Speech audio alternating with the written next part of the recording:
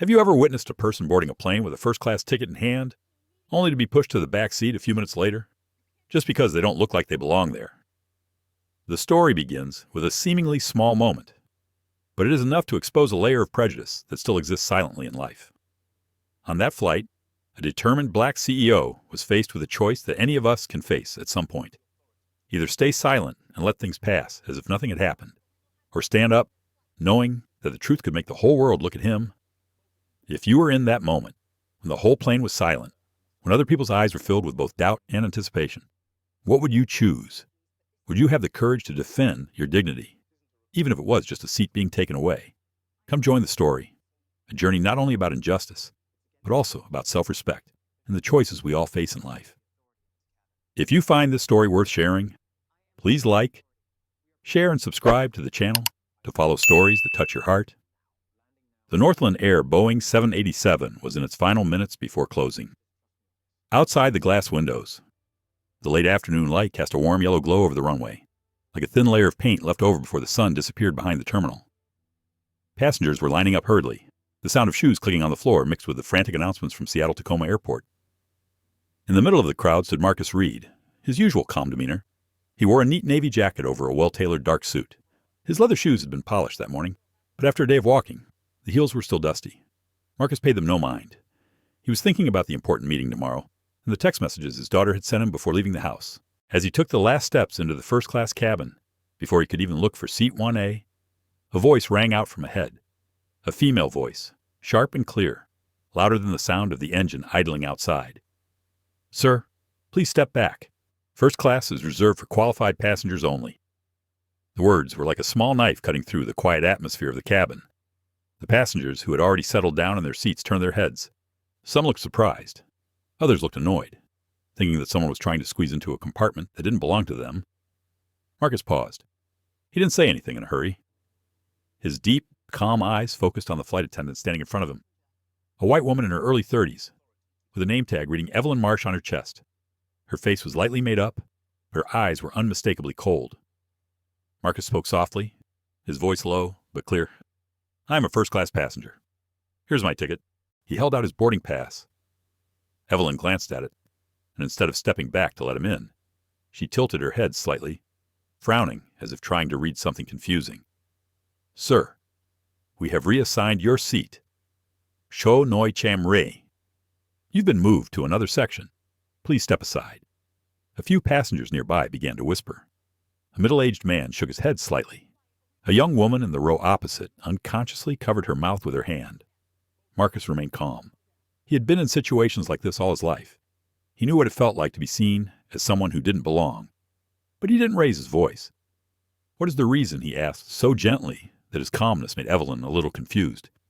She avoided Marcus's eyes for a second, then replied, "For technical reasons. Weight balance. We need you to move to the back." Weight balance. The phrase rang so familiar it was painful. Marcus had heard it often enough to know it was often used as an excuse, a thin veil to hide a distinction people didn't dare speak of. Marcus glanced forward. The first row still had a few empty seats. His seat, 1A, he could see clearly, was empty. The soft yellow light cast on the leather seat, glowing silently as if waiting for its owner. A small figure standing in the hallway behind her suddenly moved slightly. It was a young girl, about 20 years old, holding a phone in her hand. The light from the screen reflected on her face. She looked at Marcus, then at the empty chair. Her eyes seemed to be wondering what is going on. Marcus took a slow breath. He didn't want to make a scene. The last thing he wanted on a long flight was to be the troublemaker. But sometimes silence only made things worse. "Evelyn," he said, his voice firmer this time. "I paid for seat 1A. This is an important flight. I need to know why." Evelyn kept her expression stiff. "Sir, please. You're holding up the line." The crowd behind him began to stir. A few stepped back to get a better look. The air was thick. Marcus remained where he was, neither advancing nor retreating. Even his breathing was strangely steady. For a moment, the image of his daughter's face flashed through his mind. This morning, she had hugged him outside the door. "Daddy, I know you will do the right thing. You always do." And now the words echoed in his head, soft as the wind, but strong as a pair of hands gripping his heart. Do the right thing, even if it's hard. A deep male voice rang out from a nearby row. "He doesn't seem to have done anything wrong. That seat is empty." Another person continued, "That's right. I just passed by." And that seat was clearly unoccupied. Evelyn turned around, forcing a smile. "Please, everyone, stay seated. This is a standard procedure." Marcus was silent for a beat. He looked the stewardess straight in the eye. Not angry, not defensive. Just a genuine look, strong enough to make her look away. He spoke slowly, word by word, so clearly that everyone could hear, "I won't go to the back, unless there's a good reason. Otherwise, I'll stand here until someone explains." The air was silent, as if the whole plane was holding its breath. An older woman with soft silver hair, in seat 2B, gently tilted her head towards Marcus and said loud enough for everyone to hear, "Son, you're doing the right thing." That moment, just one small sentence warmed Marcus's chest a little. He knew he wasn't alone. Evelyn pressed the walkie-talkie on her shirt, her voice tense. "We have a non-compliant passenger here." Marcus heard the 3 words "non-compliant passenger" clearly, a familiar label. But this time, he didn't let it make him bow his head like it had all those years ago. He stood straight. His eyes did not waver, and his voice was still soft enough not to cause division, but strong enough to create a ripple that spread throughout the cabin. "If I really don't belong here, then at least tell me straight. Don't use technical reasons." All was silent. Even Evelyn, even those who were clutching their phones in their hands.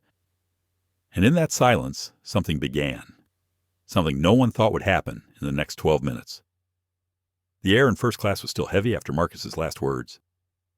Evelyn avoided his gaze, and the passengers behind him remained silent, a silence filled with anticipation.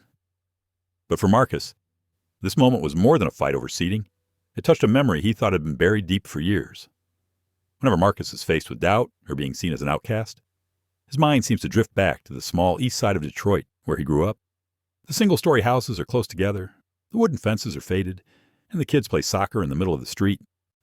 When he thinks of that place, he always smells the oil from the garage where his father worked, and the simple, energetic laughter of his mother, the woman who taught him how to stand tall in life. When Marcus was a child, his father would often return from the workshop with oily hands and small scratches on his wrists. He didn't talk much about the hardship, but his heavy gait was obvious to any child. He always placed the toolbox in the corner of the kitchen before sitting down, pouring himself a glass of water and taking a long look at Marcus, as if to memorize the image of his son growing up. Marcus once asked why he didn't take a day off. His father just smiled kindly and said, "Because life isn't always fair, but you can choose how you deal with it." Marcus was about 12 years old that year. He still remembers the feeling of hearing those words clearly. It stays with him to this day, like a silent thread tying his heart to what is right. His father was a man of few words, but each sentence carried the weight of cold iron, strong and unbreakable. His mother was different. She was gentle, caring, and had a way of saying things that could brighten a tiring day. She taught at the local elementary school. Most of the students had grown up in the same deprived circumstances Marcus had. She had told him, softly but firmly, "You can be poor, you can be misunderstood, you can be judged, but you can't let anyone take away your dignity." That teaching became Marcus's guiding principle for many years to come. It was also in Detroit that Marcus first felt the suspicion directed at him. One weekend, his mother sent him on a shopping trip to a nearby supermarket. He wore an old t-shirt, jeans with frayed knees, and shoes with worn heels. He intended to buy only a few small items, but as soon as he entered, he noticed a security guard's eyes following his every move. Marcus was too young to fully understand why, but he felt a heaviness in his chest, as if he were somehow more suspicious than another child. When he returned, his father was repairing an old radio. Marcus told him everything. His father stopped working for a moment, looking at him with deep, slightly sad eyes. Then he said slowly, "It's not your fault. You did nothing wrong. But when that happens, you have to remember who you are. Don't let them determine your worth." Marcus grew up with those words. They became his second skin. They carried him through hundreds of meetings, thousands of judging glances, and countless moments where he felt like the person across from him was looking for a reason to doubt him simply because of the color of his skin. When Marcus went to college, he majored in computer science. He liked the logic of code. In a world of code, no one judged him by his appearance. No one asked if he was worthy. Computers only cared about right and wrong. That made him feel comfortable. But society doesn't work that way. He went to an interview for an internship at a big tech company. He wore his best clothes, grabbed his laptop, and hoped. The hiring manager looked him over that day and asked in a light voice, "Are you sure you're in the right room?" The question wasn't explicitly hostile, but it made Marcus realize he was standing before a door that wasn't meant to be opened to people like him. He still smiled politely, but there was a thin cut in his heart that would not heal completely even after many years. All of that, those old memories, came rushing back quietly as Marcus stood before Evelyn in first class. He saw something familiar in her attitude, not cruelty, but the way people often thought he didn't belong where they thought other people belonged. Marcus stood there, in the middle of the first-class cabin, surrounded by shiny leather seats and watchful eyes. There was not anger in his heart, but a quiet sadness. The sadness of someone who had gone far from where he started, had crossed hundreds of barriers, but today was still considered to be in the wrong place. He closed his eyes slightly, just enough to calm himself. He remembered what his mother had said, "Dignity is a silent strength." When he opened his eyes, his gaze was steady again. Deep down, Marcus knew that his next move would not be for a seat. It would be for the boy standing awkwardly in the supermarket. For his father with his greasy hands, for his mother with her gentle smile that was stronger than any weapon, and for himself, who would constantly try to be seen for his abilities rather than his skin color. The cabin remained silent. Evelyn waited for an answer. Marcus straightened up a little. "I know very well where I belong." His voice was soft, but had a resonance that made several nearby passengers stop breathing. Something was coming. Marcus could sense it, but he didn't know exactly where it would lead. All he knew was that he wouldn't back down. In just a moment, everything will change, and it all starts right now. Marcus was still standing in the middle of the first-class cabin, just a short distance from seat 1A, but it felt like an invisible line that someone was trying to assert that he had no right to cross. The eyes still turned towards him, and the slight tension in the air made his mind slowly return to reality. He knew he was on the most important trip in years. In just a day, he would meet with the board of one of the largest hospital systems in the United States. The $400 million deal was more than just a business deal. It was a project that would protect the health information of millions of people. Months of pursuit, negotiation, and presentation had brought Marcus and his team very close to the final signature. He understood why the responsibility made him more nervous than usual. But deep down, the unease didn't come from just the upcoming meeting. It came from something lurking in his mind for years, something that, despite his success, he couldn't completely escape the feeling of having to prove his worth to people who looked at him with disbelief. Marcus had stood by the door a while ago when he left home. The small house on the quiet street was still warm with human breath. His 12-year-old daughter, Lana, had run down the stairs when she heard him carrying his suitcase to the car. Her hair was in soft curls around her small face. The girl looked at him, tilted her head, and asked mischievously, "Dad, are you wearing this suit again?" Marcus laughed. "Don't you think it's appropriate?" Lana put her hands on her hips, taking on the grown-up look. "You look great, Dad, but everyone knows it's a special day. I just want to make sure you feel confident." Marcus paused for a moment at that. Bella smiled brightly, but her eyes were worried.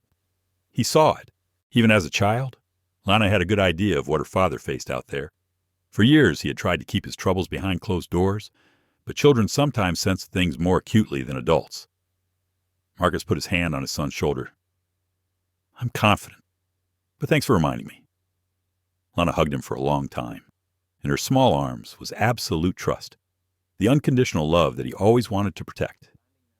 Before he got out of the car, Lana added, "Dad taught me to be strong and kind. I know you will do the same, no matter what happens."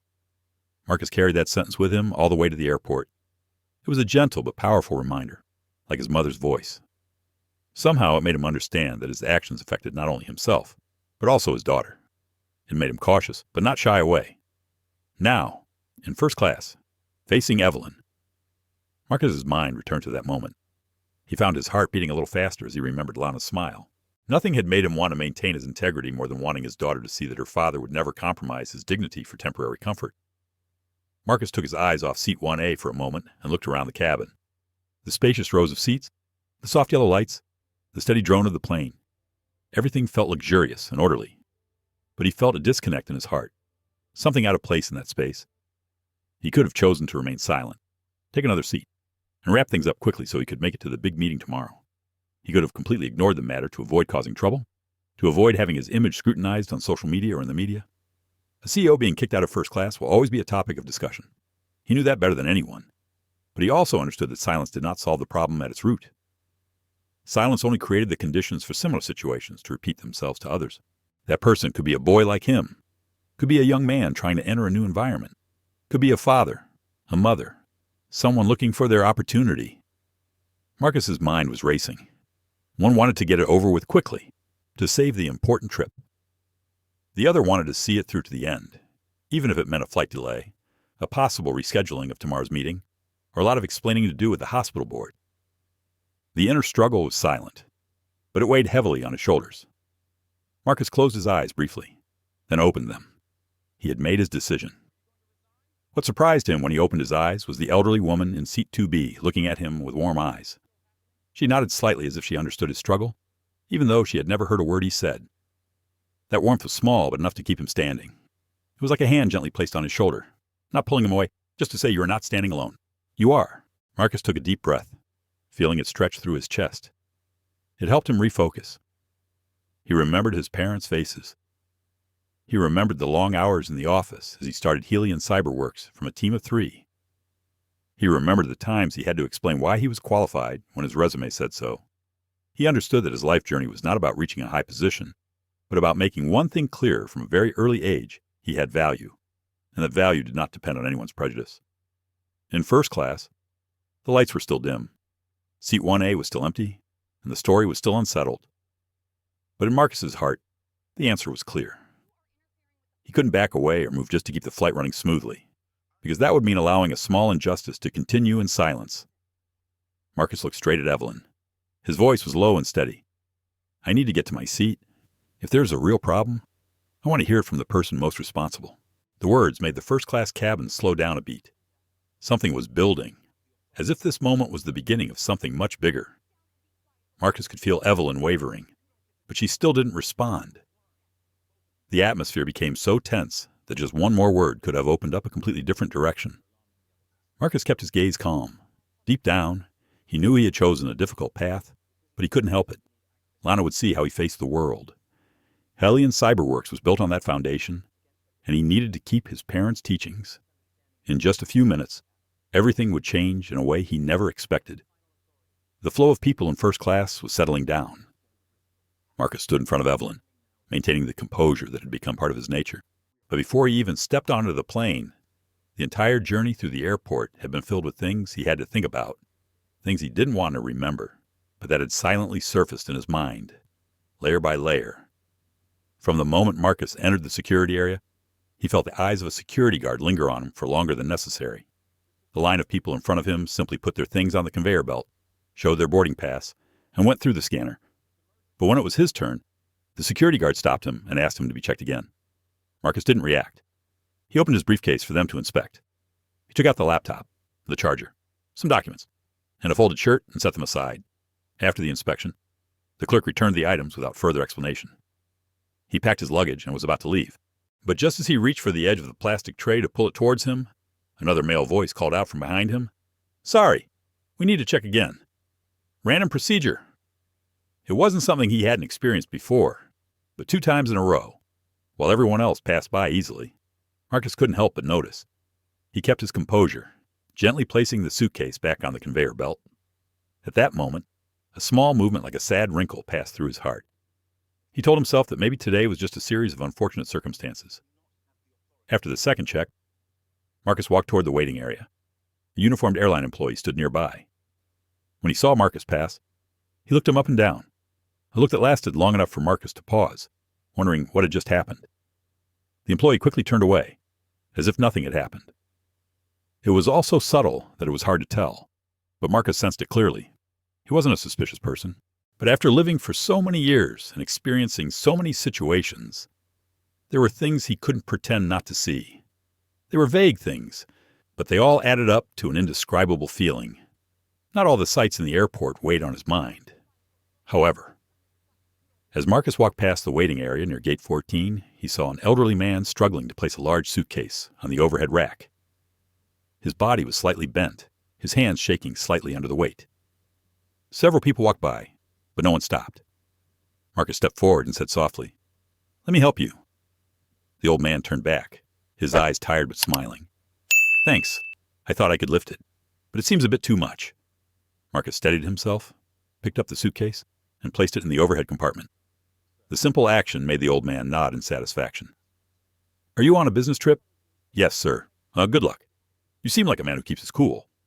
Marcus smiled. Little did he know that the words would become a warm blanket around him for what was to come. After leaving the old man, Marcus walked towards gate 22 where his flight was boarding. He stood in the priority line for first-class passengers. A woman behind him looked at his ticket and asked, Are you sure you're in the right line? Marcus turned back and replied politely, Yes, I'm flying first class. The woman looked surprised for a moment, then bent down to pick up the phone without saying another word. It only lasted a few seconds, but it reminded Marcus of the time he had interviewed for his first programming job after graduating.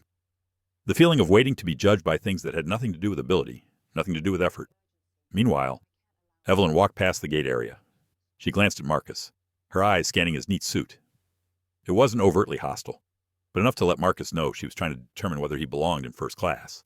All those little things, when gathered together in Marcus's memory, became a chain of signals that made him ponder.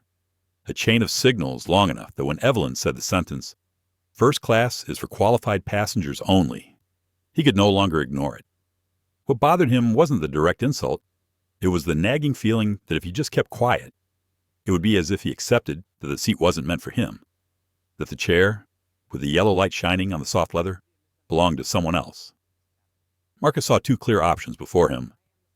One was to keep quiet and back off, keeping the trip going and avoiding any misunderstandings that could jeopardize a major contract.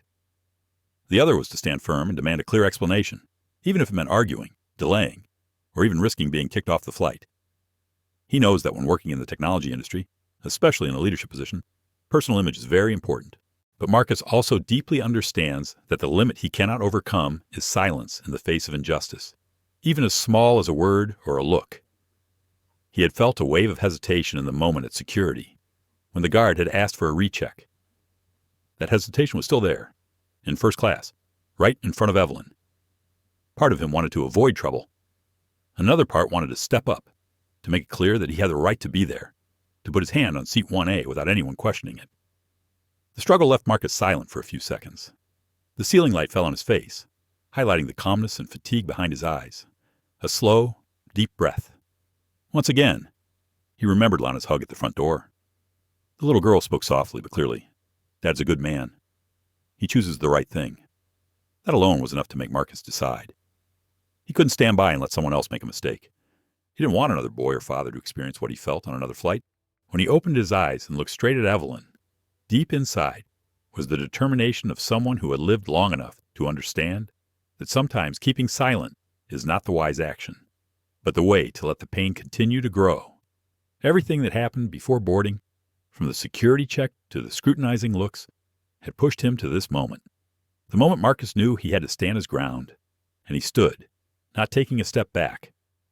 The first-class cabin seemed to stretch into heavy breathing. Evelyn remained standing across from Marcus, her gaze wavering between worry and confusion. It had all started with a simple statement, but with each passing moment, Marcus realized the situation was moving beyond the boundaries of a single seat. It was morphing into something much larger, like the surface of a body of water spreading out in ripples. A man in the row in front of him shifted slightly to get a better look. The light from his glasses on the bridge of his nose reflected off the lamplight. He just watched silently, but his expression was no longer as blank as when he had first boarded the plane. A young woman in the row next to him leaned out into the aisle, clutching her phone as if she had just witnessed something that had made her think for a long time. Marcus sensed that the silence of the passengers was not indifference. It was more like a fog of anticipation. They did not want to intrude on anyone's private affairs, but they understood that what was happening before their eyes was no longer the story of a man being asked to move seats. They saw something else, something Marcus was too familiar with to pretend not to notice. He kept his gaze calm, not angry, not pressured, but not withdrawn either. There was a slow but deep current of emotion moving in his heart, like the earth shaking slightly before a heavy rain. Another young flight attendant entered the cabin. She paused for a moment when she saw Marcus and Evelyn facing each other. Her face was a mixture of surprise and hesitation. She opened her mouth to ask something, but stopped, her eyes darting around the passengers and backing away, as if knowing that this was not something that could be resolved with a simple reminder. Suddenly, a soft voice rang out from behind Marcus. "I was standing right behind you when you boarded. They took longer to check your ticket than everyone else." Marcus turned. He was a man in his 40s, wearing a blue plaid shirt, his face gentle but his eyes clear. He was standing, his hands on the arms of the chair for balance. There was no exaggerated disapproval in his voice, just the testimony of an eyewitness, and I remember very clearly. Seat 1A was marked available at that time. I saw it on the screen when they checked my ticket. A few others nodded slightly, as if they had just found an excuse to say what had been on their minds. Marcus felt a warmth spread in his chest, not because he was being defended, but because he was no longer standing alone.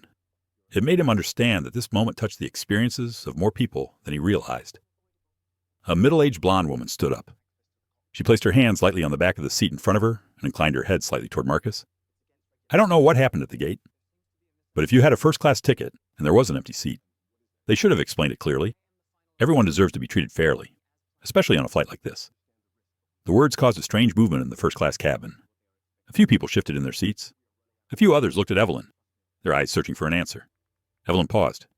Marcus saw her shoulders tighten, not necessarily because she felt guilty, but because she had been dragged into a situation she hadn't planned for. Her temperament wasn't malicious enough to intentionally hurt, but unconscious bias could force people into roles they didn't realize they were playing. Marcus understood. He didn't look at her accusingly. He just wanted the truth told, plainly, without evasion. A brief moment passed before the click of a seatbelt sounded in the back row. An elderly passenger stood up, his hands on the armrests. His face was solemn, but not tense. I worked for an airline for almost 3 decades. The reason is that weight balance is not used arbitrarily during boarding. If they have already arranged it, they will not change it like this. Moving you to the bottom is unusual. The whole cabin seemed to take a deep breath. Marcus felt a faint sadness spread through his chest. Not the sadness of being wronged, but the sadness of realizing how many people had gone through this over the years without anyone speaking up for them. He breathed slowly, speaking just loud enough to be heard. Thank you. I just want to know the real reason. I don't want to cause trouble. For a long moment, no one spoke. Then, from seat 2B, the elderly woman who had spoken to him earlier gently placed her hand on the armrest. Boy, there are times when being silent makes others think it is right. I see the person you are. You are not being loud or rude. You are just protecting what is rightfully yours. The words were as light as a prayer, but the weight made Marcus feel as if his whole body was being held. Now he understood that this moment was not just for him. It was for everyone who had been in this exact spot in their lives, but didn't have the voice or the safety to say what they felt. Marcus looked back at the passengers standing up for him. Some looked sympathetic, some trusting, some a little angry on his behalf, but they all pointed to the same thing. Fair. He squeezed the hand that hung by his side, not to restrain himself, but to realize that sometimes strength lies not in standing alone against the world, but in the moment when the world turns to you. Evelyn looked around the cabin, clearly uneasy. She pressed the radio, her voice trembling slightly. Captain, we have a situation. Marcus said nothing more. He had said what needed to be said, and in this moment, he was no longer alone. No one knew that in just a few minutes, things would take a completely different turn. A very slight but clear movement spread through the first-class cabin after Evelyn sent the announcement to the bridge. It was like the moment before a storm formed on the sea, quiet but dense with anticipation. The passengers who had been sitting silently now felt the contradiction right before their eyes, small but impossible to ignore, subtle but hard to pretend not to notice. Marcus stood there, his expression unchanged. He looked at Evelyn calmly, without any intention of insult or confrontation. He just wanted an answer that was true to the truth. The request seemed simple, but it stirred the whole cabin, as if it had touched a long-standing social wound. A gray-haired man in row 3C stood up and turned to Marcus. His face was filled with resentment that had been suppressed for too long. He leaned lightly on the armrest to keep his balance before speaking. Not loudly, but clearly enough for everyone to hear.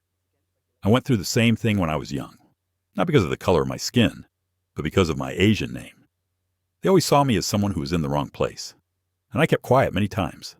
I regretted it every time. He took a deep breath, then continued. If you keep quiet today, you will remember it forever. I saw how calm you were all this time. You deserve respect. Those words caused many in the compartment to shift their gazes from Marcus to Evelyn, not to attack, but to demand a fairness that should have been there from the beginning. Marcus felt a flutter in his chest. Not pride, not anger, but empathy. The old man's wounds were not identical to his own, but they were similar. The pain of being seen as not belonging where he had any right to be. The yellow light fell on seat 1A. Marcus looked at it for a moment. It was like a question mark hovering in the middle of the cabin. An empty seat, but full of meaning. More than just a place to sit, but a symbol of recognition. Evelyn had lost her initial confidence. Her face was tense. She looked to her colleague nearby for some sort of support. But the young flight attendant stood still, her hands lightly gripping the edge of her seat as if wavering between silence and truth. She looked at Marcus, then at seat 1A. The seconds passed, feeling longer than they actually were. Finally, she spoke, small but audible. I saw that seat 1A was still reserved for this passenger from the boarding.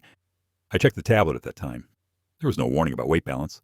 The cabin fell into a different silence at once, a silence that acknowledged the truth. No more cover-ups, no more flimsy excuses. Evelyn turned to look at her colleague. Confused, Marcus saw the moment. It was so real that he couldn't hate her. Prejudice doesn't always mean malice.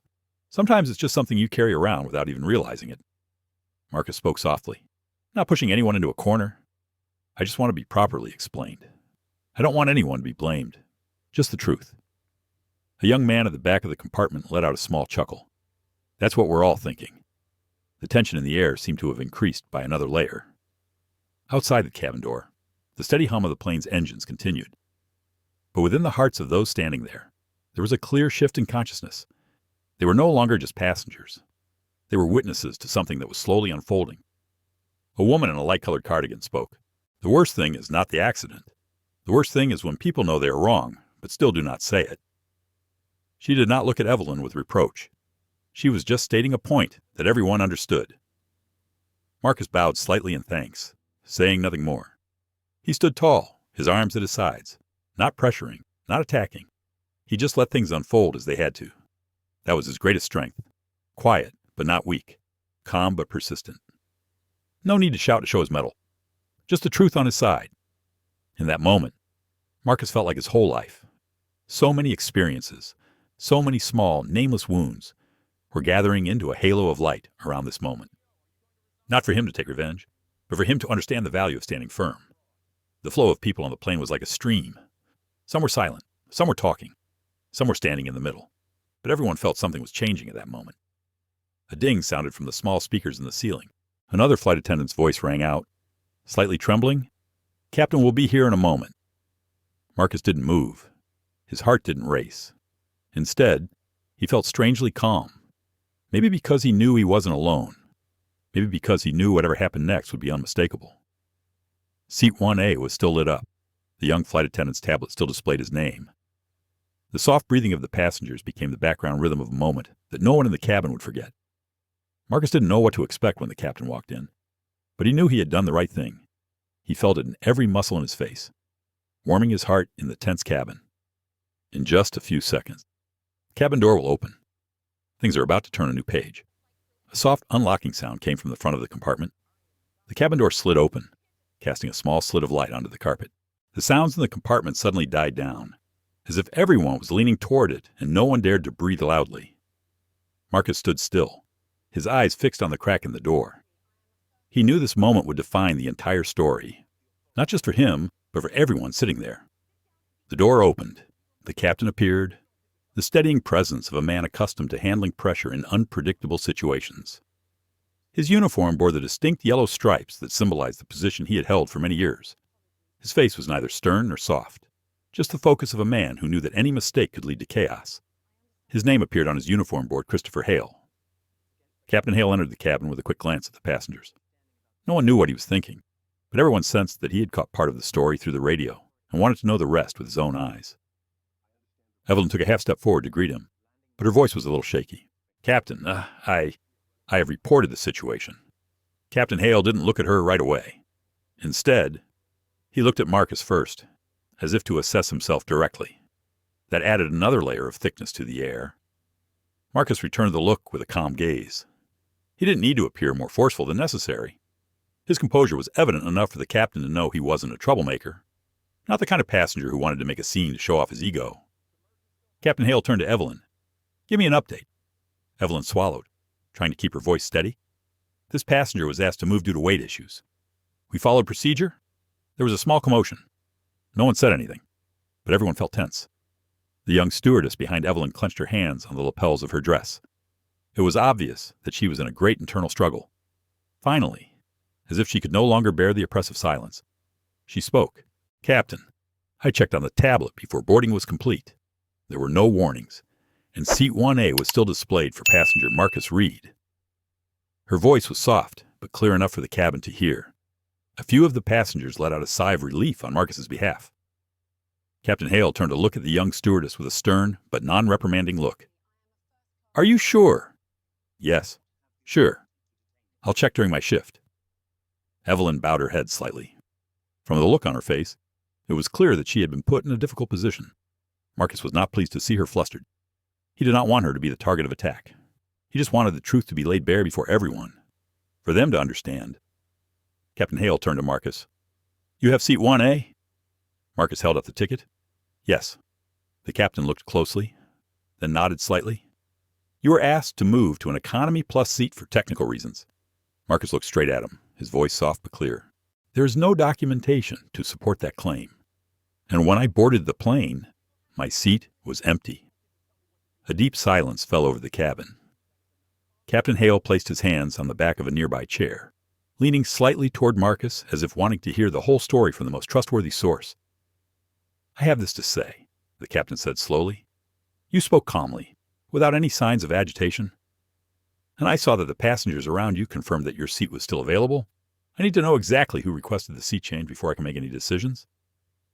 Evelyn took a half step back. Her eyes did not avert but were clearly under pressure. "I just suggested to the ground staff that this passenger need to have his seat re-verified. I didn't think it would go this far."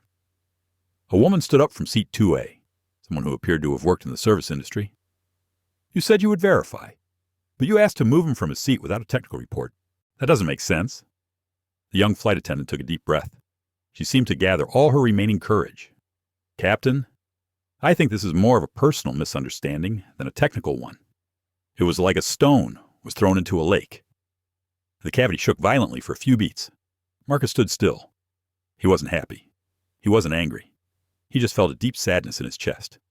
A very real sadness. Because no matter who said it, he was the one in the middle of it. Captain Hale let out a sigh. He had probably guessed what was going on when he walked in, but needed to let everyone finish. He stood tall, his voice low but sharp. "Seat 1A belongs to Mr. Reid. There are no reports to change. I will request the ground crew to provide the data as soon as the plane clears the gate. In the meantime, you will be returned to your correct seat." A small commotion of relief rose in the cabin, a young man whispered. "It's true after all." Marcus didn't move immediately. He wanted to make sure everything was said. "Captain, I don't want anyone to get in trouble for this. I just want to know that every passenger here, no matter who they are, is treated fairly." Captain Hale looked at Marcus for a long time. "You have remarkable composure. If all the passengers spoke like you, every awkward situation would be much easier." Marcus nodded slightly. "Thank you." The captain stepped aside, signaling Marcus to take his place. Passengers on both sides of the aisle moved to make room. Some placed their hands on their hearts in a gesture of silent respect. Others nodded in agreement. The moment Marcus walked toward seat 1A, he felt like he was stepping through a door that symbolized something bigger than himself. Not victory, but confirmation that the truth always mattered. It wasn't loud, but it made people straighten their backs, see each other more clearly. He rested his hands on the armrests. The leather was soft and warm under the lamplight. A strange feeling crept into his stomach. Not pride, just relief that he hadn't backed down. Little did anyone know that this was just the beginning. The story was about to take a much deeper turn. Marcus put his hand down on seat 1A as if touching the last shred of truth. The leather was soft and warm under the lamplight, and his heart sank. He took a slow breath and sat down. There was no sense of triumph, no pride, just a deep relief, like setting a heavy suitcase on the floor after a long journey. The passengers in the cabin were still not completely back to normal. Some still turned to look at him, their eyes sending silent encouragement. Others were still confused by the story that had happened so quickly, but had left such a strong aftertaste. Marcus pulled on his seatbelt, hearing the buckle click firmly into place. The small sound assured him that no matter what, he was right where he was supposed to be. Captain Hale stepped back a few paces, glanced at each passenger's face, and spoke in a clear but calm voice. "Everyone stay calm. We'll be leaving the gate in a few minutes." He nodded to Marcus, a quiet but respectful nod, and returned to the cabin. When the cabin door closed, the cabin returned to the steady breathing of the plane. but the air was still a little turbulent, like a lake whose last ripples remain even after the wind has died down. Marcus leaned back in his chair. For a moment, images of the past flashed back to him. The voice of the older man who had worked in the airline industry, the confusion in the young stewardess's eyes, the supportive look from the passengers behind him, and Evelyn's eyes, both defensive and uncertain. He knew Evelyn wasn't a bad person. She just happened to be in the wrong role at the wrong time. She might have gotten used to trusting her intuition, but intuition can be clouded by perspectives and biases that people don't realize. Marcus knew that because he had seen it too many times in his life. Times of being seen as unsuitable, even though he had prepared carefully. Times of being looked at with suspicion, even though he had done nothing wrong. He used to think of those moments as little stones scattered on the road, but as he grew older, Marcus realized that some stones tripped people up, and others quietly created invisible barriers. A warm feeling spread through him as he thought of Lana, the way she had looked at him as she wished him on his way. Her trust had always made him strong. He wanted to keep her seeing that kindness and determination could change moments of injustice, big and small. The sound of light footsteps made Marcus open his eyes. The young flight attendant stood beside his chair. She held herself lightly, her hands clasped in front of her, as if trained, but her eyes were sincere. "Mr. Reid." Marcus looked up, waiting for her to continue. "I want to apologize for what happened. I saw the whole boarding process, and I know what happened today was not according to standard procedure." She spoke slowly, barely looking at anyone but him. "Thank you for staying calm. If you had lost your patience, things would have been much harder to control." Marcus smiled slightly. "Thank you for telling the truth. It wasn't easy." She took a small breath and nodded. "I think someone needs to say it." As she left, Marcus watched her, filled with gratitude. He had seen many people who had the chance to speak up, but chose not to, out of fear, out of embarrassment, out of the belief that it was none of their business. But this young woman had not done so. That was far more valuable than a formal apology. A moment of silence fell over the cabin. The gentle rolling of the wheels on the tarmac sent a steady vibration. The plane seemed to be recovering its original order. But everyone knew that everything had changed. A man in a blue shirt took a few steps forward from behind, coming to Marcus's side. "I just wanted to say that you handled it very nicely. Not everyone can do that." Marcus looked at him and replied softly, "I just want to hear a clear explanation." The man nodded. "Yes, and sometimes that is the hardest thing to receive." As he returned to his seat, Marcus let out a small breath. He could feel the shift in the way people in the cabin looked at each other. No one said anything, but they all knew that his standing up had touched something within them. Maybe it was a memory like the older man had shared. Maybe it was a feeling of being overlooked on business trips, or just a desire to see the right thing said. Evelyn followed, but this time her steps were slower. She stood a small distance in front of Marcus. Her eyes were both shy and nervous. "Mr. Reid, I apologize for the inconvenience." Marcus looked at her for a long time. He knew an apology couldn't erase everything that had happened, but it was necessary. More importantly, he wanted her to understand that he didn't see her as an enemy. "I accept your apology," Marcus replied, his voice soft and sincere. "The important thing is that everyone learns from this." Evelyn bowed her head. "Thank you for saying so." As she left, Marcus watched her leave, and one thing was clear.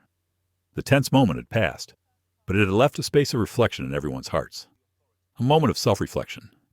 He believed Evelyn would remember this longer than anyone else in the cabin. The engine noise increased as the plane began to taxi down the runway. An elderly passenger across the row put his hands on the armrest and spoke loudly enough to be heard over the steady din. "Boy, sometimes people just need someone to remind them they have a mind. You did it." Marcus looked at him, his heart sinking slightly. "Thank you."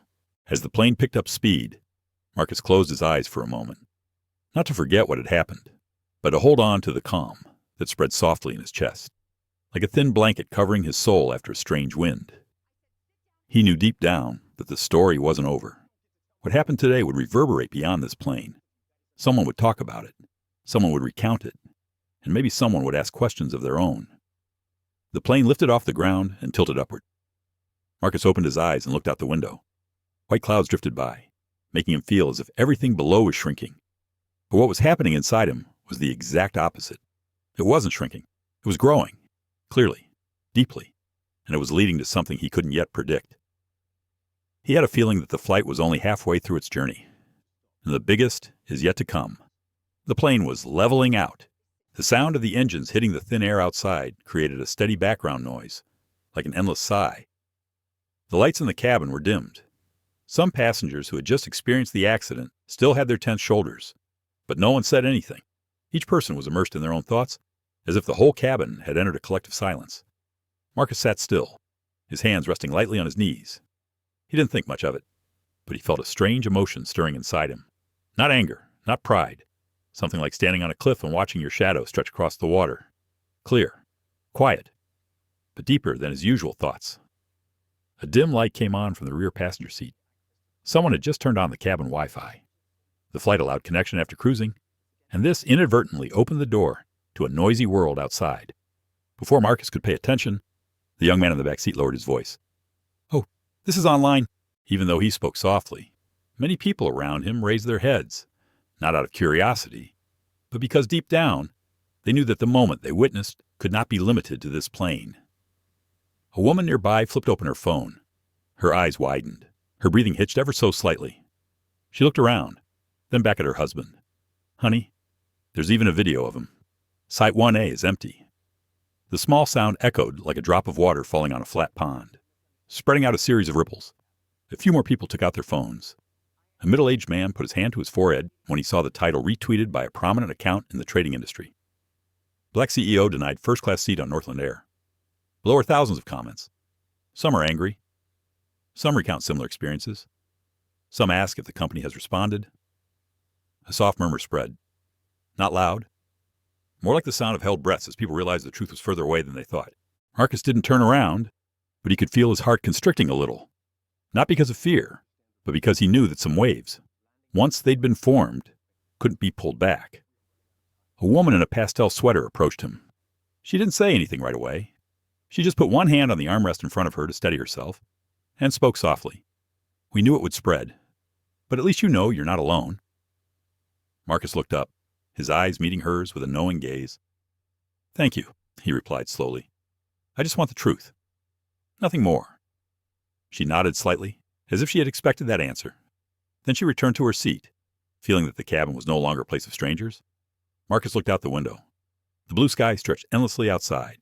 In that space, everything that happened in the cabin was a small dot. But the truth was never small.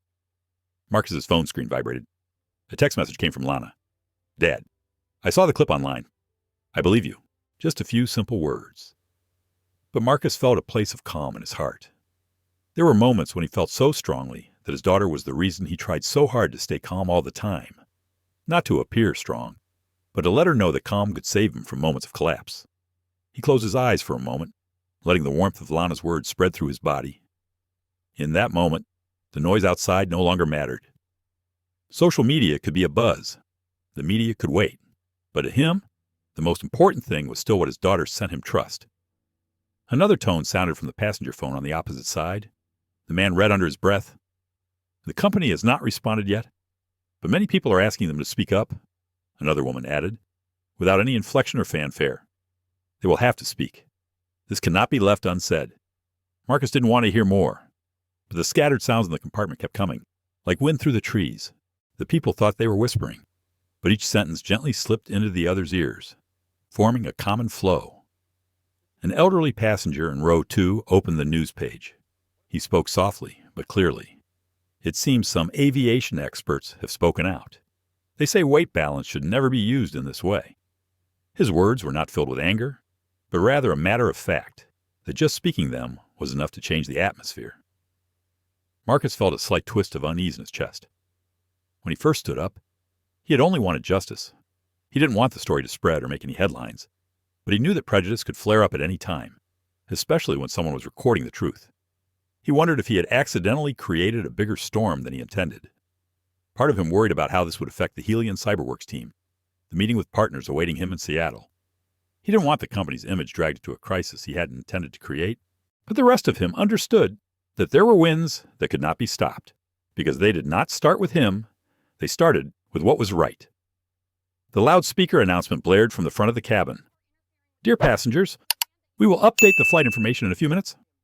The flight attendant tried to keep her voice steady. but Marcus could still hear the tension underneath. A strange feeling permeated the cabin. It was somewhere between nervousness and anticipation, as if everyone knew that a response from the airline would come at any moment, and when it did, it would determine the direction of the entire conversation. Marcus remained silent. He looked down at his hands. They weren't shaking, they weren't fidgeting, but his heart was beating slower than usual, not because of fear of how the company will respond, but because he knew that what was happening was no longer just about him. It had touched others who had suffered the same thing. It had touched thousands who had never spoken. It had touched the faith of children learning to see the world. The silence in the cabin was deafening, but it was not a peaceful silence. It was like waiting for a moment before the next door opened. Marcus placed his hand on his chest. A deep breath rushed through him. I know. That door is about to open, and it will entail something much bigger than what just happened while still on the ground. The atmosphere in the cabin changed as a small chime sounded from the ceiling speakers. The familiar ding made several passengers flinch slightly, as if they had been pulled from their thoughts. No one knew what was about to be said, but everyone looked up, where the soft yellow light shone. A flight attendant's voice rang out, but it was clearly not the takeoff voice. Dear passengers, we are receiving a request from ground control. Please remain calm. Captain Hale will be relaying an important message from Northland Air in a few minutes. There was no sound after that, just the soft hum of the engine, a distant soundtrack. Marcus felt the warm air change around him, like when a conference room closes before an important decision is announced. A passenger tilted his head and asked the person next to him quietly, Is the airline about to give a response? The other replied in a voice that could not hide his excitement, I think they cannot keep quiet any longer. Marcus placed his hands on his lap.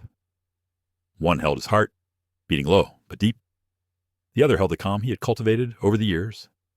His instinct as a leader made him want to prepare for different possibilities, but his instinct as a man who had faced prejudice more than once made him understand that the message about to be released might not be what he expected. The cabin door opened. Captain Hale stepped out, his usually placid face now even more serious. He stood up straight, placing his hands on the nearest chair for balance, and spoke in a low, but not unmistakably cautious voice. Dear passengers, we have just received an official message from Northland Air's Communications Department. I will read it verbatim. The cabin was dead silent. The whole plane seemed to be holding its breath. The captain looked at the reader. The full text is as follows.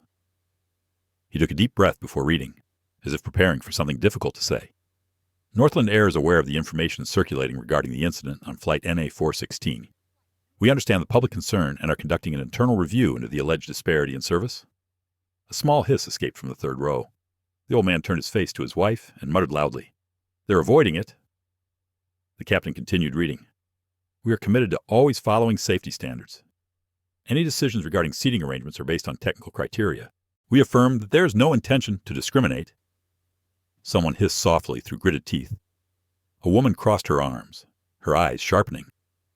Marcus sat still, but his heart felt like it had been stabbed with a cold needle. He wasn't surprised. This kind of statement was a familiar response from many organizations in times of crisis. Not admitting wrong, not admitting right, using empty words to buy time. But he still felt a quiet sadness. Sadness that they had the chance to say the right thing. Sadness that they had the moment to put people before process. And they didn't. The captain continued reading. The airline will review the entire incident. We ask for your calm and cooperation so that the flight can continue safely. He stopped. The air fell heavy with a beat. A young man in the back row spoke, not loudly, but clearly in the surrounding silence. Not on purpose. We all saw empty seats. An elderly woman looked at her phone and said in a slightly trembling voice, The whole network is watching this moment, and all they said was to check. They haven't even asked the passengers. A country-looking man spoke softly but firmly. I used to work in the industry. If they wanted to tell the truth, they would have told it from the beginning. Marcus closed his eyes briefly. He didn't want to let frustration push him into anger. Anger would only distract from the real point. He knew he wasn't aiming for victory. It was for clarity. Evelyn stepped closer, her face wavering. She stood a short distance from Marcus, as if she wanted to say something but feared being misunderstood. Mr. Reid, she said in a voice so low that only he could hear. I know that statement doesn't reflect the whole truth. Marcus opened his eyes and looked straight at her. I know, he said slowly. It's important that the company understand they can't just brush this off as a glaring error. She was silent for a few seconds. Then she spoke, as if to herself. I've never seen them move this slowly, partly because they still think they can explain everything in process. But everyone saw it so clearly. Marcus nodded slightly. You didn't cause all this, but you can learn from it. Evelyn bowed her head, her eyes moist with barely concealed emotions. The murmuring grew, not explosively, more like small waves lapping against the shore, voices mixing together. They have to take responsibility. Statements like this only make people angrier. They are clearly scared. Captain Hale stood near Marcus. His voice was low but filled with respect. I apologize on their behalf. I can't change the message. But I want you to know how the crew saw it unfold. Marcus replied with a deep nod. I understand. You didn't write the statement. The captain looked at him for a few seconds, as if sensing the weight in Marcus's eyes, then returned to the cabin. No one in the cabin yelled or protested, but the silence was even more terrifying. The older people looked at each other as if recalling what had happened to them. The younger people looked at their phones with discontent. One young man paused the video and sighed deeply. Only Marcus sat motionless. No anger, no sigh. He just felt a thin void in his heart, like a door that had just opened slightly, but was immediately closed by the wind. I know. The story continues, and that half-hearted statement won't hold for long. Marcus opened his phone. The latest message from Lana appeared. Dad, don't be sad. I believe this will work out.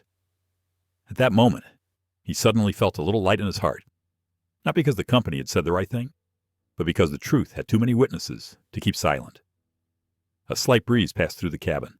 Like when a plane veers slightly to avoid a strong wind, Marcus looked straight ahead. The real wind is coming from the ground, and you'll have to face it when the plane's wheels touch down. The cabin was quiet in a way that not everyone was comfortable with. It was like the room after a tense meeting, where everyone was carrying with them a piece of the truth they had just witnessed. The engine hum was steady, but Marcus could feel something in the air shifting, like the surface of calm water with a strong undercurrent. He looked out the window. The sky was vast. The clouds were layered, like patches of light and dark intertwined. In that vastness, the plane was just a small dot, but the story on board had spread to far corners of the world. A soft beep sounded from the man's phone across the aisle. He took a deep breath, so deep that a few people around him turned to look. News updates, he whispered to his wife. Northland Air is being asked for an urgent response. There are even MPs commenting. A woman behind her sighed. It has gone this far. Marcus tilted his head, not to hear better, but to sense the rhythm of things. He wasn't looking for noise, but he knew what was happening was far beyond the small moments in a plane's cabin. A young girl's phone vibrated. She opened the screen, her eyes wide. Someone posted a bunch of articles about the same situation. He wasn't the only one. A middle-aged man nodded, his voice low but full of depth. No one thought this was a rare event. It's just that no one had recorded it so clearly before. The words blew through Marcus like a warm breeze. He wasn't happy about it, but there was a deep understanding. Everyone in the compartment was seeing the situation through their own experiences. They didn't see him as a victim. They saw him as part of a larger story of life around them. Marcus leaned back in his chair. A thick layer of memories came to him, slowly like clouds drifting by. He remembered being asked to leave a meeting table when his name was on the list. He remembered his former manager saying, "You're competent, but sometimes you don't fit the company's image." He remembered Lana asking him as a child, "Dad, why do they say you don't belong there?" He didn't answer right away, not because he didn't know, but because he didn't want Lana to look at the world with suspicion. He wanted her to see the good first, but sometimes the good doesn't come until you're willing to say what's wrong. A sharp intake of breath pulled Marcus from his thoughts. In the back seat, a lithe Asian man in his 50s turned to him, his voice reserved but sincere. "Mr. Reid, can I say something?" Marcus looked at him, giving him a small smile. "Go ahead." The man placed his hands on the arm of the chair, trembling slightly but determined. "I went through the same thing. 2 years ago. I kept quiet. I thought keeping quiet would help me get out of there faster. But when I got home, I felt like I had lost something. This time, I'm glad you didn't keep quiet." Marcus thanked him with a look and a small voice. We all have times when we don't have the strength to stand up, but whoever stands up once helps others stand up. A silence shook the cabin, like a lull in emotion. The young flight attendant walked over. Her eyes seemed to hold a story that no one knew. "Mr. Reid, I just got an internal message," she said softly. "Service wants to know what's going on in the hold. I told you what I saw." She sighed softly, as if a burden had been lifted. "They said they would contact me after the plane landed." Marcus nodded, saying nothing, but he looked at her with genuine appreciation. It took courage to speak the truth under pressure from the organization, and no small amount. Evelyn stood near the door of the compartment, looking at Marcus. Something had changed in her eyes. No more defensiveness, no more confusion or pride. Just a quiet recognition that things were out of her control. But she still wanted to understand. She stepped forward, keeping enough distance to avoid any misunderstandings. "Reid," she said slowly, "I called the intercom and reported the procedure. I realized I was too quick to judge." Marcus didn't blame her. He just looked at her calmly. "Thank you for saying that." A simple sentence, but it made Evelyn slightly bow her head. Perhaps kindness makes people more aware of their own mistakes than any criticism. In the cabin, many people began to whisper to each other, not about who was right or wrong, but about the larger story they had just witnessed. Faces were thoughtful, eyes were dark. People who had believed that this kind of thing only happened to someone somewhere now saw it happening right before their eyes. Marcus felt a different energy swirling through him. Not strength, not anger, but the calm of someone who knows he is entering new territory, where the personal becomes a social question. A soft voice sounded, signaling that the plane was about to descend. No one spoke. Everyone felt that this moment was like standing at the boundary between the storm and the ground beyond it. Marcus sat up straight. It felt like every breath was preparation for what was ahead. The passengers were so quiet that they could hear the sound of seatbelts being buckled. Beneath the clouds, the city of Seattle slowly emerged in a series of small, flickering lights. Marcus looked down at the scene. He knew that when the plane's wheels touched the runway, the truth would no longer be contained within this narrow space. On the ground, a whole wave is waiting, and you're going to have to step into it, whether you're ready or not. The plane's wheels touched down on the runway with a slight vibration that ran along the hull. That moment made everyone in the cabin stop, as if each person understood that they were leaving a closed world and about to enter a place where the story no longer belonged to them alone. The screeching of brakes continued and slowed. The plane taxied into the arrivals area.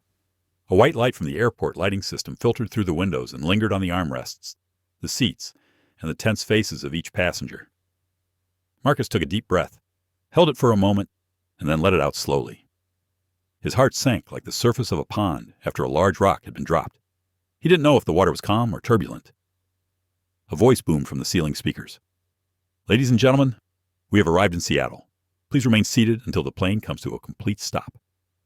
The flight attendant tried to keep her voice steady, but Marcus heard the wariness in every word. Through the window, Marcus could see the ground crew moving faster than usual. Many stood in small groups, looking toward the plane as if waiting for something. The lights of a few cameras in the distance still flickered like glowing eyes in the darkness. Social media has outpaced planes. When the seatbelt ding died down, the cabin returned to its usual bustle. No one scrambled to stand. No one seemed in a hurry. A thin hesitancy hung in the air, as if the passengers wanted to linger a moment to digest what they had just experienced together. The older man who had shared his story approached Marcus. He didn't say much. He just placed a hand on his shoulder, a light but strangely warm touch. "You don't stand for one seat," he said. "You stand for more people than you think." Marcus nodded, saying nothing. The old man's eyes held an emotion rarely seen among strangers. Gratitude. A woman in a pastel cardigan passing by also stopped. "If anyone asks again, I will tell you what I saw. I will tell the truth," a young passenger whispered as he passed by. "You kept a composure that I don't think anyone could keep in that situation." Those words didn't make Marcus feel bigger. They made him feel heavier. The responsibility wasn't just in what he said, but in the eyes of those who had placed their hope in him. The cabin door opened. Captain Hale stepped out first, standing at the entrance. He held himself firmly, as if to block out the view from outside. He leaned over and whispered to Marcus, "There's media outside. It might be a little chaotic. I'll go ahead. Thank you. Mr. Hale," Marcus replied in a low voice. Evelyn stood a short distance away, her eyes conflicted. She looked at Marcus, then at the floor, then back up, as if trying to say something. "Mr. Reid," she said softly, "I am really sorry." Marcus looked at her, his gaze neither hard nor soft. "I hope you remember what happened today and learn from it."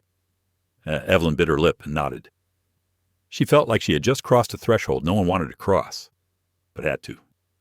She knew the call from HR could come at any moment, but she also knew that keeping quiet would make her conscience more restless. Another flight attendant opened the door.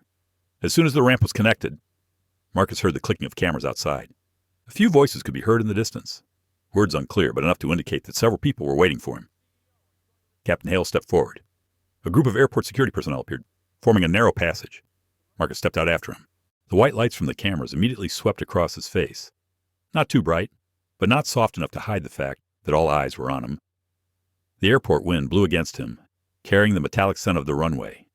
A reporter shouted from the right, "Mr. Reid, do you have anything to say about Northland Air's announcement?" Another chimed in, "Are you going to sue the company? We hear the lawyers are involved." Marcus did not answer. He walked slowly but surely along the path that had been opened. Captain Hale kept pace. Two ground staff walked beside him, one of them speaking softly. "The airline sent us to take you to a closed area to avoid chaos." Marcus replied in a low voice, "I understand." But there was a ripple in his heart. They didn't send someone when he was removed from his chair. They sent someone when the press was there. A young passenger ran down the passenger aisle to the gate, raising his hand to signal Marcus, "Mr.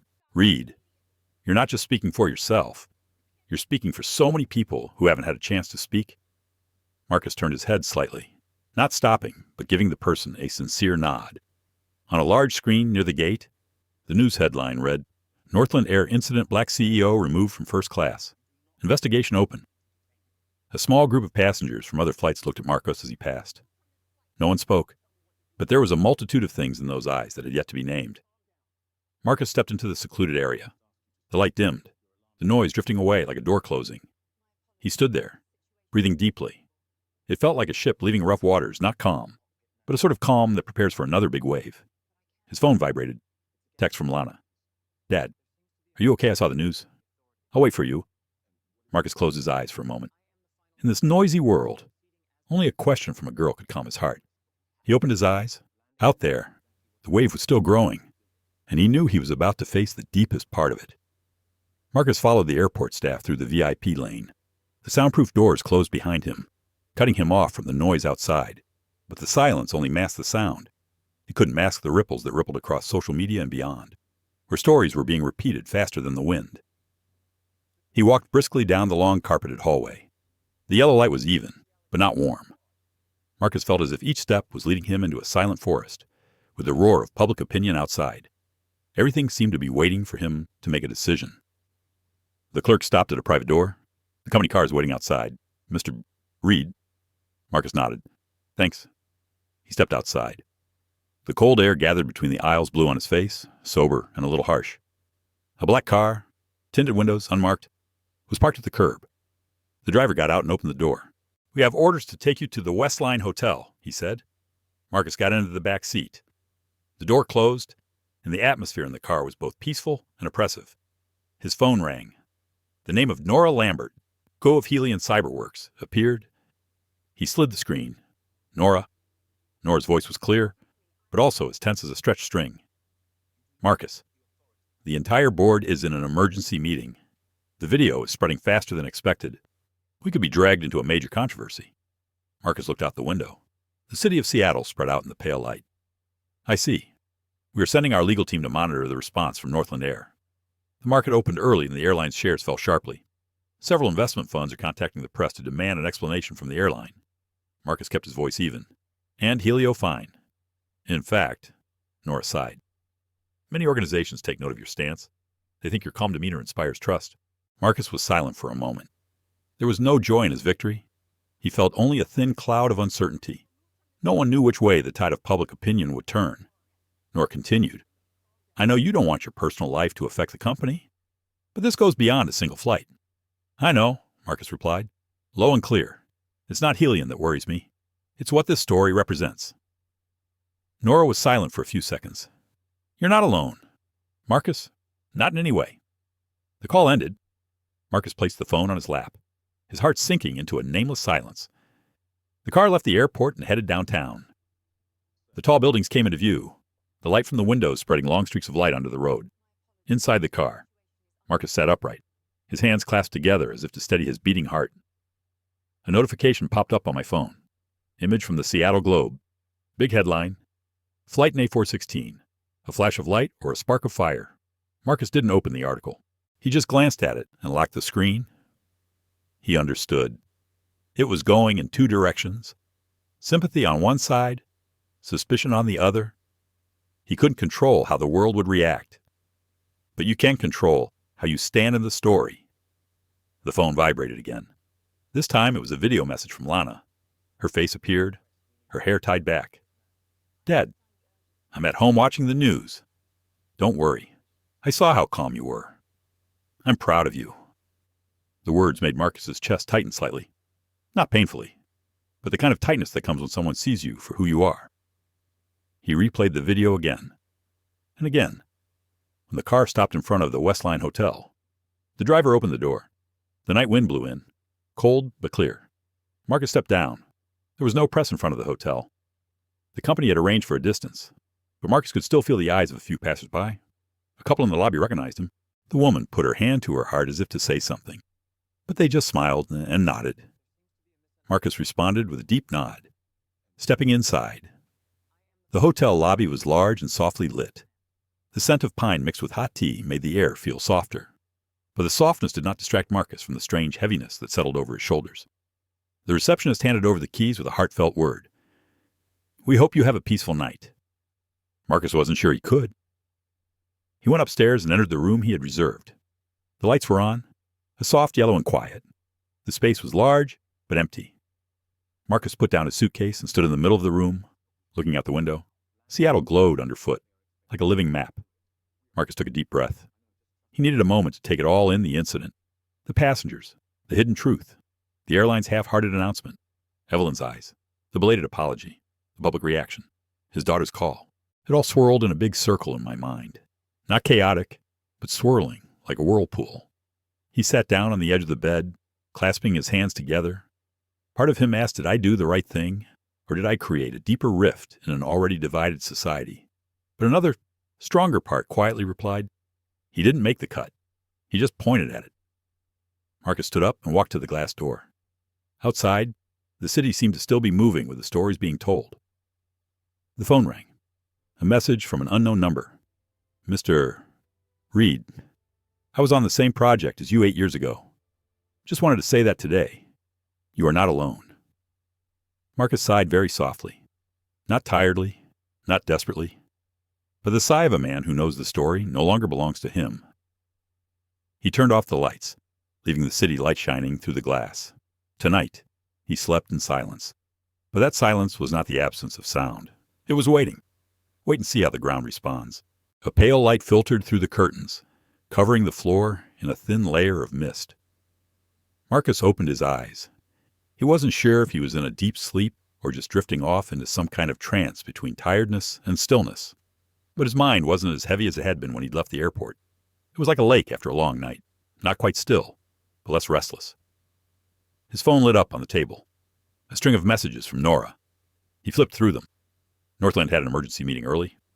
They're trying to limit their liability. There are signs they are about to make a new statement. Their legal team is in contact with our lawyers. Marcus stood still for a few seconds. He could sense something shifting, not within him, but in the way a larger system was dealing with the truth. The phone rang again. This time it was from Nora. Her voice was urgent yet calm. Marcus, the company is in a meeting with the media and senior HR. Some internal members want to admit some of the blame, but their legal team is against it. They say if they admit their mistake, they will face a wave of lawsuits. Marcus sat down at the table, looking out the window at the city of Seattle still covered in a thin layer of fog. And what do they want to do? He asked. They're going to say that the sea change incident was a misunderstanding of procedures, that there was no discrimination. They're also looking at how Evelyn and the ground staff were handled to shift the blame onto individuals, rather than the system. Marcus closed his eyes for a moment. He wasn't surprised. The scenario was familiar to anyone who had ever been in a position of suspicion, pushed into a corner, told to keep quiet to protect the image of a large corporation. What about the press, he asked. Nora replied immediately. They're waiting for you to show up. A lot of news agencies have asked for interviews. Some want to turn the story into a human rights story. Some want to turn it into a confrontation between you and Northland Air. Marcus exhaled slowly. I don't want to cause division.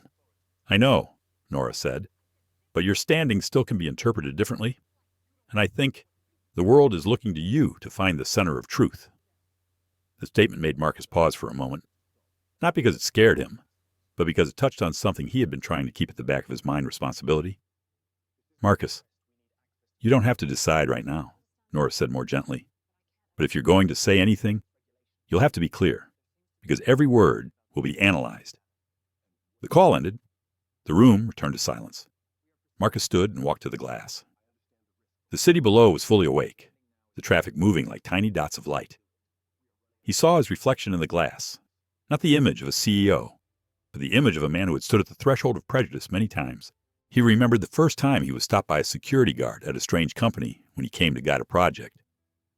He remembered the confusion in Lana's eyes when she was little, when someone told him her father wasn't the right person to stand in front of a conference room. He remembered the meetings where he was the only one with a different skin color, and the scrutinizing eyes of some people, as if looking for a mistake in his shirt. A notification sounded, a message from Lana. Don't answer so quickly, Dad, but you have to say something you won't regret. When I watch you on TV, I want to see you as you are. Marcus read the words over and over again. No regrets, no one but myself. There was a light knock on the door. Marcus walked over and opened it. Nora stood there. She had flown to Seattle that night, perhaps seeing that the situation was starting to go beyond a personal incident. Her eyes looked at him, full of worry, but also trust. Marcus, she said slowly, Northland Air's second statement will be out in an hour. They still won't admit their mistake. They'll blame the process, and they won't mention discrimination. Marcus felt his hands clench, but his face remained calm. Nora sat down on a chair at the table. You have to be prepared. If they go this way, society will look to you for answers. Are you going to say something? Marcus walked slowly to the center of the room. He stood there, his hands at his sides. It felt as if all the noise in his head had quieted. Don't worry about yourself. Don't worry about your career. Don't worry about what people might say. He just thought, if he kept quiet today, what would Lana learn? That when faced with injustice, one should back down, that an obvious truth can be diluted if a large enough organization decides to cover it up. Marcus doesn't want his daughter to grow up thinking that way. He looked up at Nora. I will speak, he said slowly, but without trembling. But I will not add fuel to the fire. I do not want to put anyone down. I only speak the truth. And what I want... Nora looked at him for a long moment, then nodded. I knew you would, Marcus asked. How many people are following this story? Nora replied softly. More than 17 million people. Marcus was silent for a few seconds. The number didn't weigh on him. It just made him realize that every word he said would become part of society's memory at this moment. He took his eyes off the window. There was no more hesitation in his heart. It's time to say what needs to be said. Not loudly, not offensively. Just the words of a man who has been through many invisible wounds and doesn't want them to continue to exist for others. He turned back to Nora. Get a statement ready for me.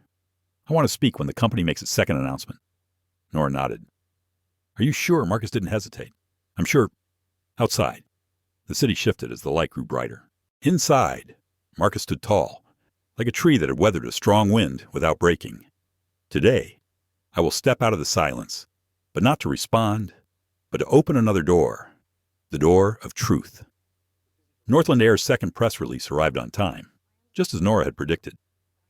Marcus stood in front of the big screen in the hotel room, listening intently to every word. The airline spokeswoman's face held the familiar air industry calm. Her words were rounded, as if everything had been carefully considered. Yesterday's seat transfer was due to a mistake in the load assessment process. There was no indication of any discrimination. We will work to clarify the errors. Northland Air always values fairness. The statement was short, but enough for Marcus to understand what Nora was saying. They played it safe. They touched on the issue, but left the substance alone. Nora looked at Marcus, her face troubled. They didn't admit their mistake. They wanted closure like that. Marcus stood still before the screen, his gaze unwavering. There was a long silence, not one of doubt, but of decision.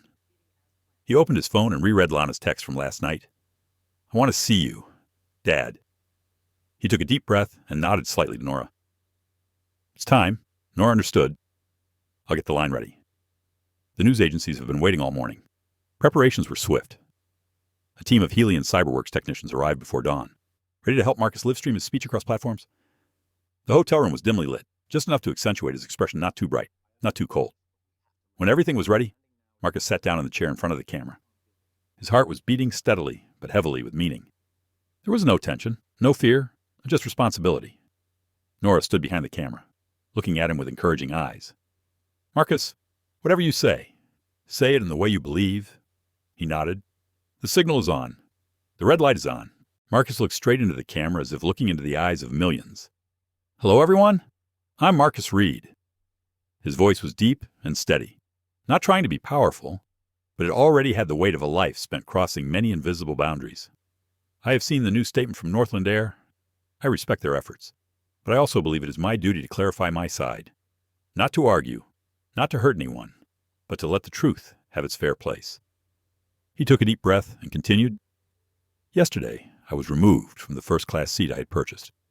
The seat was still empty. I asked why and was not given a full explanation. When I asked for an explanation, I was treated as a troublemaker. It was only when several passengers stood up and filmed what was happening that things were resolved. Nora looked at him through the screen, seeing the calm in every word. I want to be honest. This isn't the first time this has happened to me. It's probably not the first time for many people like me. There are some things that become common experiences, even if we don't talk about them. He paused for a moment, as if to let the listener absorb. I don't want to punish anyone. I don't want to put anyone out of a job. I don't want to drag anyone into the wrath of the mob. What I want is real change, a process that protects people, not just the reputation of the organization. His eyes slowly moved down for a moment, then back to the screen. Yesterday, I was afraid that if I stood up, my daughter would worry about me. But when I thought about it, I understood that I had to do something so that later I could tell her that Dad did not choose to be silent. Nora paused slightly at that. She knew Marcus was speaking from the depths of his heart. I don't stand up to win a fight. I stand up to not lose the faith and hope that those who come after me have placed in people like me. I stand up to respect myself. He looked straight ahead, more solemnly this time. I would ask Northland Air to look at this not just from a process perspective, but from a human perspective. I would ask them to listen to those who have experienced being overlooked. I want to believe that their airline can do better. Another breath passed, slow and unobtrusive. I don't want anyone to get hurt. I just want people to be treated as they are. If yesterday's story can help open up a dialogue about fairness, I believe that is a good thing for everyone. Marcus looked at the camera one last time, his eyes softening. Thank you, everyone, for listening. I don't want this to be a rift in society. I want it to be an opportunity for us to step a little closer together. The live signal ended. The only sounds left in the room were the sounds of the city outside. Nora came forward and put her hand on his shoulder. Marcus, you just did something that not everyone has the courage to do. He did not answer immediately. A silence fell, warm and light as a blanket over the room. I just did what needed to be done, Marcus said softly. His phone buzzed constantly. Messages, words of encouragement, comments poured in, but he didn't open them. He needed a few minutes to compose himself before facing the world. Nora looked at him for a long time. Where do you think this is going? Marcus raised his head, his gaze directed toward the clear sky outside. I don't know, but I believe every change begins with a moment when someone tells the truth. Nora smiled. Then, Marcus Reid, you just created that moment. Marcus only took a small breath, but deep down, he felt his chest open. It felt like an invisible door had been opened, not just for him, but for many people. That day, the media did not call him a victim. They called him a timely questioner, a small change, but sometimes the smallest things carry great weight over time. Marcus sat down and closed his eyes for a moment. He thought of Lana. He hoped that when she saw him today, she would see only one thing. That silence is sometimes an option, but there are days when the truth needs someone to speak. And he said, the story of Marcus Reid is not just about a first-class seat being taken away. It touches on something that everyone, of any age, any background, has experienced the feeling of being overlooked, of being misjudged, of being treated less than one's true worth. A feeling that lingers, but is remembered for a long time. What Marcus did was remarkable. He didn't scream. He didn't get angry. He didn't use his power as a CEO to retaliate. He stood up with composure, with common sense, and with the belief that the truth only matters when it's told kindly. He didn't stand up for himself. But for those who have been hurt in silence, the message is simple but powerful. Sometimes silence is the safest choice. But there are times when if we do not speak up, injustice will continue. Courage is not about speaking up, but about remaining calm in the face of pressure. Justice does not come naturally. It is built by people who dare to say enough. For older audiences, this story reminds us that character is not about status, but about how we respond to wrongdoing.